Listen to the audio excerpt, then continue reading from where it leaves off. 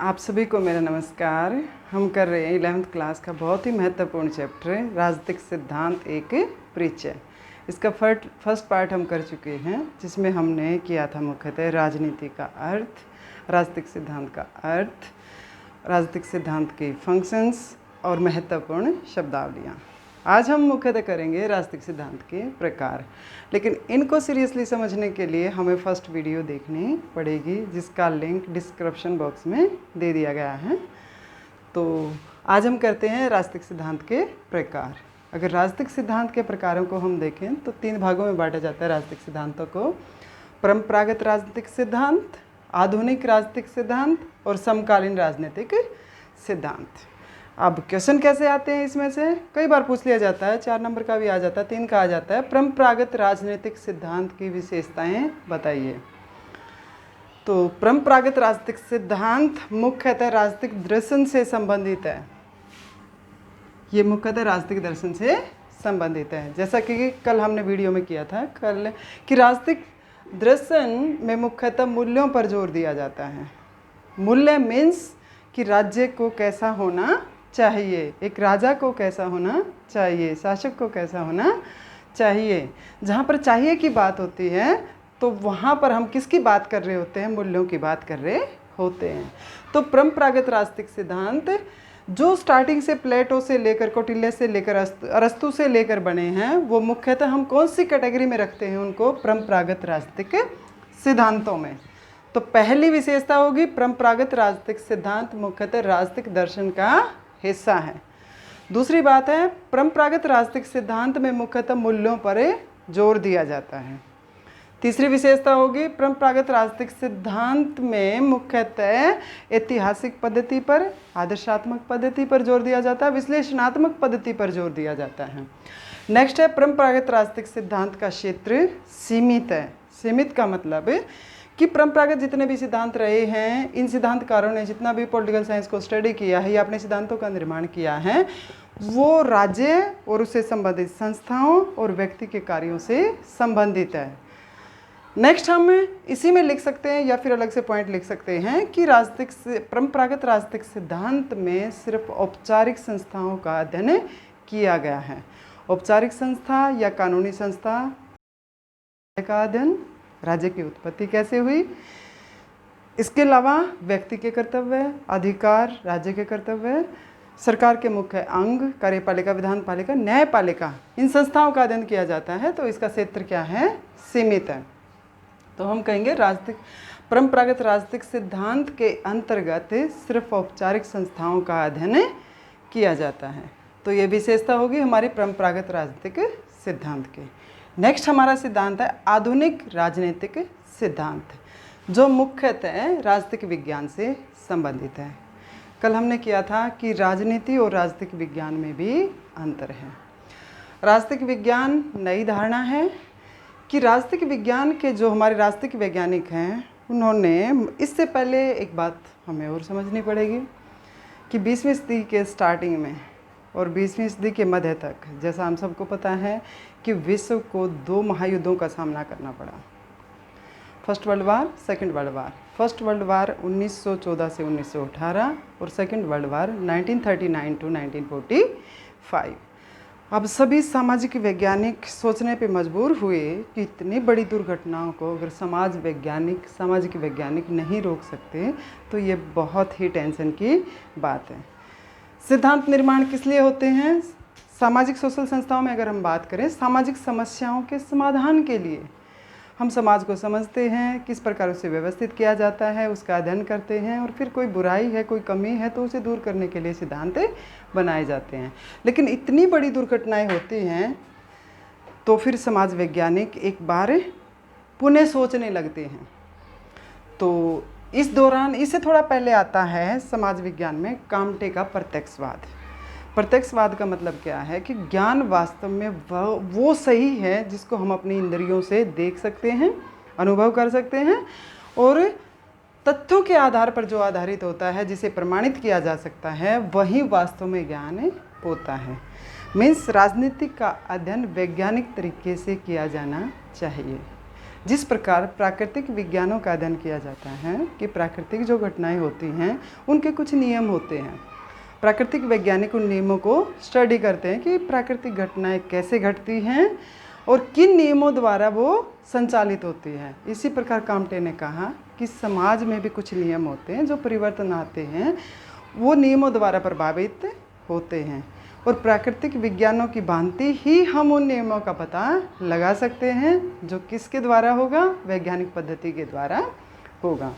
जैसे प्राकृतिक वैज्ञानिक है कि वर्षा क्यों होती है, इंद्रधनुष से क्यों बनते हैं, या ऋतु परिवर्तन क्यों होता है, इन सारे नियमों को वो स्टडी करते हैं और कहीं ना कहीं सर्वमान्य सिद्धांत वो बना लेते हैं। तो ऐसे ही सिद्धांतों की बात हमारी राजनीति में होने लगी, हमारे हमारी सोशल साइंस में होने लगी। तो जब वैज्ञानिक पद्धति का प्रयोग किया जाता है, वे उसके आधार पर पॉलिटिकल साइंस को स्टडी किया जाता है, उसके आधार पर सिद्धांत बनाए जाते हैं, तो उसे हम कहते हैं राजनीतिक विज्ञान। ये मुख्यतः 20वीं शताब्दी में स्टार्ट होता है। 20वीं शताब्दी के मध्य तक जब हमारी राजनीतिक विज्ञान में व्यवहारवाद स्टार्ट हो जाता है, तो उस दौरान जो सिद्धांत बनते हैं या उसके बाद जो सिद्धांत बनते हैं उसको हम कहते हैं आधुनिक राजनीतिक सिद्धांत। क्लियर?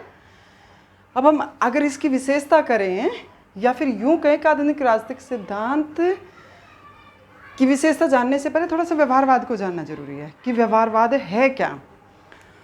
अब राजनीतिक वैज्ञानिक कहने लगे कि सिर्फ संस्थाओं के अध्ययन से काम नहीं चलेगा, हमें व्यक्ति के व्यवहार का भी अध्ययन करना है। सिर्फ संस्थाओं का अध्ययन नहीं, व्यक्ति के व्यवहार का भी अध्ययन करना है। सिर्फ व्यक्ति के व्यवहार का अध्ययन नहीं, व्यक्ति के व्यवहार को प्रभावित करने वाले कारकों का भी अध्ययन करना है।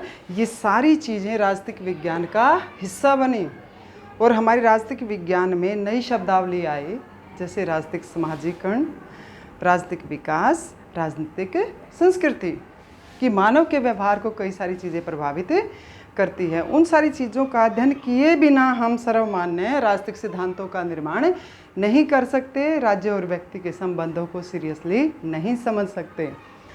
तो आधुनिक राजनीतिक सिद्धांत की अगर विशेषताएं पूछी जाएं तो सबसे पहली बात है कि आधुनिक राजनीतिक सिद्धांत राजनीतिक विज्ञान से संबंधित है। दूसरी बात, आधुनिक राजनीतिक सिद्धांत की विशेषता है कि ये सिद्धांत मुख्यतः तथ्यों पर आधारित है। तथ्यों पर आधारित होने का क्या मतलब है कि निर्णय जो लिए जाते हैं वो तथ्यों के आधार पर लिए जाते हैं, कल्पना के आधार पर नहीं, तर्क के आधार पर नहीं, चिंतन के आधार पर नहीं। पहले जो शोधकर्ता होता है वो तथ्यों को कलेक्ट करता है, उसके आधार पर क्या किए जाते हैं, उनका अंतर संबंध स्थापित किया जाता है, एनालिसिस किया जाता है, उसके बाद नियम बनाए जाते हैं। तो आधुनिक राजनीतिक सिद्धांत में तथ्यों पर बल दिया जाता है, निर्णय तथ्यों के आधार पर लिए जाते हैं। अगली विशेषता, आधुनिक राजनीतिक सिद्धांत में वैज्ञानिक पद्धति पर बल दिया जाता है। परंपरागत राजनीतिक सिद्धांत में ऐतिहासिक पद्धति है, आदर्शात्मक पद्धति है, लेकिन आधुनिक राजनीतिक सिद्धांत में वैज्ञानिक पद्धति पर जोर दिया जाता है।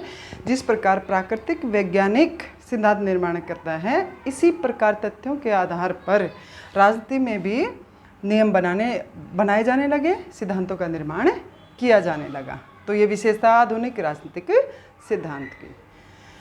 अगली विशेषता है आधुनिक राजनीतिक सिद्धांत का क्षेत्र बहुत ही व्यापक है। व्यापक मीन्स परंपरागत राजनीतिक सिद्धांत का क्षेत्र सीमित है, इसका क्षेत्र व्यापक है। व्यापक मीन्स औपचारिक संस्थाओं के साथ साथ कानूनी संस्थाओं के साथ साथ यहाँ पर मानव के व्यवहार का भी अध्ययन किया जाता है। औपचारिक संस्थाओं के साथ साथ यहाँ पर अनौपचारिक संस्थाओं का भी अध्ययन किया जाता है। अनौपचारिक संस्था जैसे औपचारिक संस्था होगी हमारा राज्य हो गया, कार्यपालिका, विधानपालिका, न्यायपालिका, हमारी स्वतंत्रता है, समानता है, सारी औपचारिक चीज़ें हैं। लेकिन अनौपचारिक चीज़ें कौन सी हैं? व्यक्ति का व्यवहार और व्यवहार को प्रभावित करने वाले संगठन और कारक।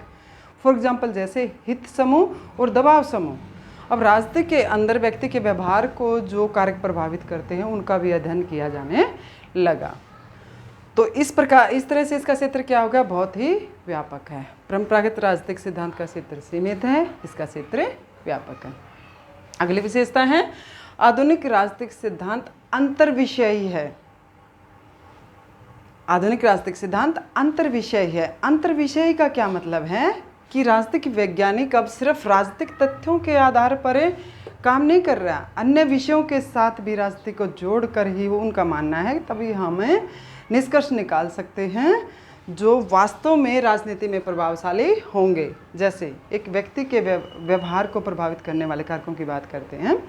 एक व्यक्ति का राज्य के प्रति क्या बिहेव है, राजनीति में क्या बिहेव है, अगर वो मतदान करता है तो मतदान को प्रभावित करने वाले कौन से कारक हैं।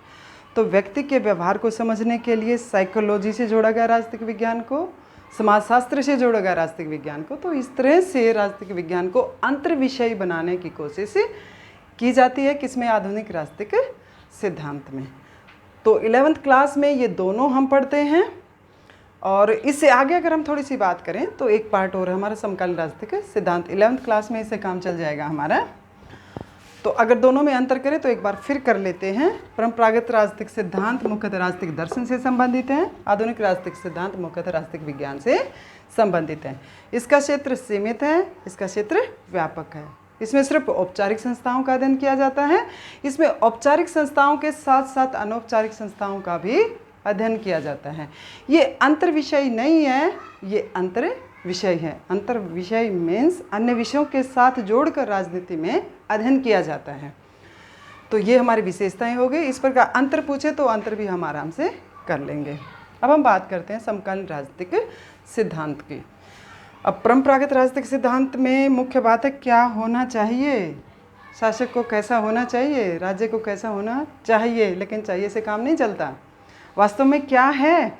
अरे वर्ल्ड वार हो चुके हैं, सोचने वाली बात है कि वास्तव में राज्य क्या कर रहा है, शासक क्या कर रहा है, कि क्या है, इसका अध्ययन किया जाना जरूरी है, ना कि क्या होना चाहिए। अब क्या है का अध्ययन किस में किया जाता है, राजनीतिक विज्ञान में।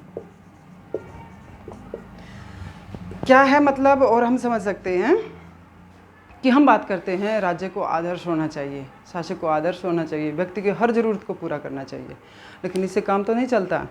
हमने स्टडी करना है कि वास्तव में राज्य के पास कितने संसाधन हैं कि वो व्यक्तियों की कहाँ तक ज़रूरतों को पूरा कर सकता है। तो क्या है का अध्ययन किस में किया जाता है, राजनीतिक विज्ञान में। लेकिन सिर्फ क्या है से काम नहीं चलता, क्योंकि सोशल साइंस में वैल्यू पे जोर दिया जाता है। कल हमने बात की थी कि राज्य का गठन किसके लिए किया गया है, व्यक्ति के अच्छे जीवन के लिए। अरस्तु के स्टेटमेंट से हमने शुरुआत की थी। अरस्तु ने कहा कि राज्य का गठन किया जाता है अच्छे जीवन के लिए, और अच्छे जीवन के लिए हमेशा बना रहेगा। तो अच्छे जीवन को स्थापित भी करना है। तो जब अच्छे जीवन की बात आती है तो हम किसकी बात कर रहे होते हैं, मूल्यों की बात कर रहे होते हैं। क्या है से काम नहीं चलता, हमें कहाँ होना चाहिए, ये बात हमारी राजनीतिक विज्ञान में होने लगी। तो क्या है के साथ साथ क्या होना चाहिए की भी बात होने लगी।